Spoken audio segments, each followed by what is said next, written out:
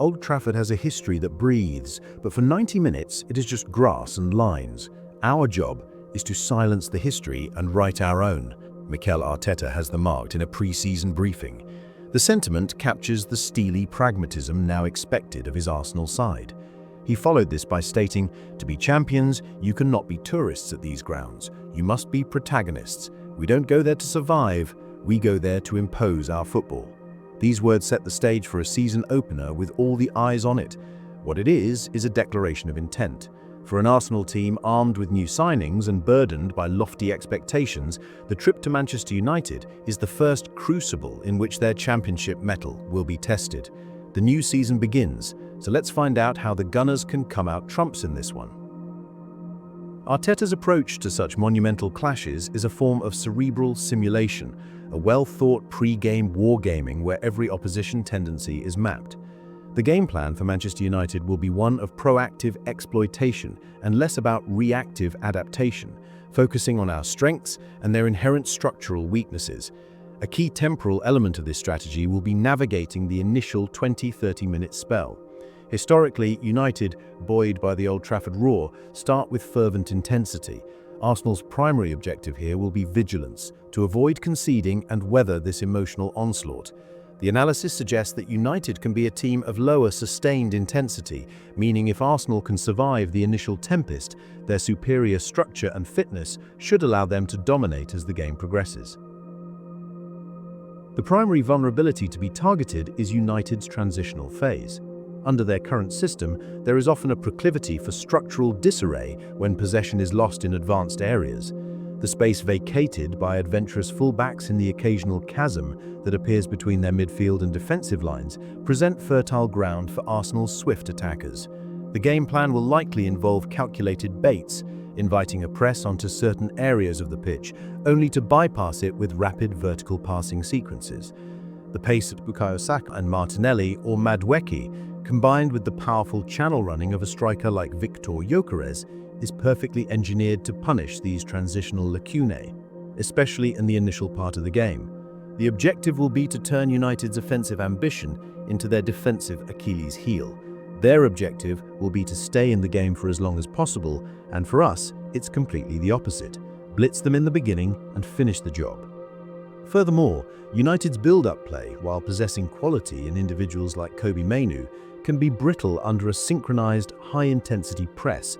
Arsenal's strategy will almost certainly feature aggressive pressing traps designed to funnel the ball to less press-resistant players and trigger turnovers high up the pitch. By suffocating the initial sources of their creativity, most notably the omnipresent Bruno Fernandes, Arsenal can effectively sever the connection to United's forwards, forcing them into hopeful long balls that play directly into the hands of the physically dominant William Saliba and Gabriel. While exploiting opposition flaws is critical, the core of Arsenal's game plan will be the imposition of their own well-honed doctrine. The fulcrum of this strategy is absolute midfield control. The perspective midfield trio of Declan Rice, Martin Odegaard, and a deep-lying orchestrator like Rice Zubimendi is designed to dominate territory and tempo. Their mission will be to establish a rhythmic superiority, circulating the ball with precision and patience, probing for openings while ensuring a robust defensive screen against the counter-threat. By starving Fernandes and Mainoo of the ball, Arsenal not only blunt United's primary creative weapons, but also exhaust them physically and mentally. This sustained pressure is intended to create the conditions for Arsenal's evolved attack to strike. The addition of a clinical, powerful centre-forward is the final piece of this tactical puzzle. Where previous Arsenal sides may have dominated possession without delivering the killer blow, this iteration is being built for ruthlessness. The fluid interchange between the wingers and the central striker will aim to create overloads in the wide areas and drag United's central defenders out of position, creating pockets of space for Odegaard to exploit or for the striker to attack crosses. The synthesis of patient build-up and incisive lethal finishing is the ultimate goal, a style that is both aesthetically pleasing and ruthlessly efficient. The execution of the plan is contingent on the selection of an optimal 11, a resolute unit where each player is a specific tool for a specific task. Let's take a look at this 11. In goal, David Raya starts. Then the centre-back partnership of William Saliba and Gabriel, one of the very best out there. At right-back, it's Ben White. He provides his customary blend of defensive solidity and intelligent overlapping runs. The key tactical nuance, however, comes from the left-back position, where Jurrien Timber is deployed for neutralising anything the opposition offers on that side. His true value in this system lies in his tactical inversion, stepping into central midfield when needed. This movement is designed to create the crucial numerical superiority in the middle of the park, helping to suffocate United's midfield and providing an extra layer of security against counter-attacks. Then it's the engine room. This is where Arsenal's plan to overwhelm United is most apparent, establishing the desired quantitative, qualitative, and physical edge. At the base, Martin Zubimendi would operate as the metronomic anchor, a press-resistant pivot whose primary function is to provide structural integrity and dictate the tempo from deep. Freed by Zubimendi's presence, Declan Rice is unleashed as the destructive and dynamic force, tasked with executing the physical job on Bruno Fernandes, breaking up play and making powerful driving runs from box to box. None of the midfielders for the opponent can match his combined offensive and defensive contribution. This is where the differential is generated. Completing the triumvirate is Martin Odegaard.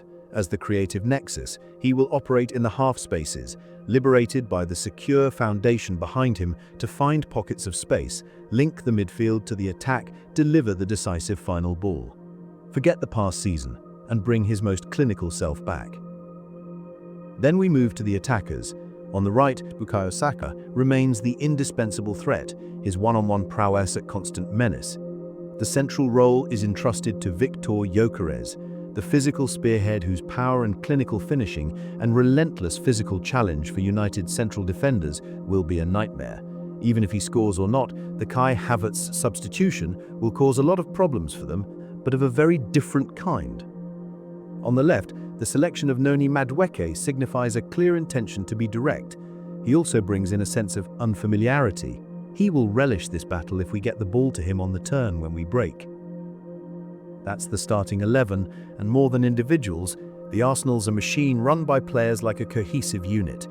The bench strength, if required, will have everything covered from defenders, fullbacks, to midfielders and attackers.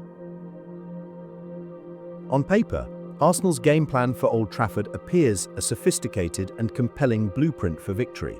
It is proactive, targeted, and built upon the synergistic strengths of their squad. However, the unique cauldron of a Premier League opener at the Theatre of Dreams is a place where even the most meticulously crafted plans can be rendered futile by the ephemeral nature of a single moment, a flash of individual genius, a contentious refereeing decision, or a wicked deflection. As the great masters never fully show their hand, Arteta hasn't given out much in the pre-season. Ultimately, the game plan for Old Trafford is not a novel invention born of pre-season optimism, but the logical application of a time-tested doctrine. It is a methodology honed over 3 years of relentless work, one that has established Arsenal as one of the most consistent and formidable teams in Europe. Their belief should not stem from hope, but from the extensive body of work they have already produced. The challenge, therefore, transcends tactical theory. It demands a professional execution, a collective commitment to their roles while remaining perpetually wary of the latent threats posed by a talented opposition. The aesthetics of their control and the intricacies of their press are secondary to the ultimate objective. For a team that has graduated from the school of the process, the buck now stops unequivocally at the result. A solid, professional victory at the home of a rival would not merely be 3 points. It would be the definitive opening statement of a campaign where anything less than tangible success is no longer an option. Thanks for watching. Please do like, share, and subscribe. This is the Arsenal Blueprint. And come on, you Gunners.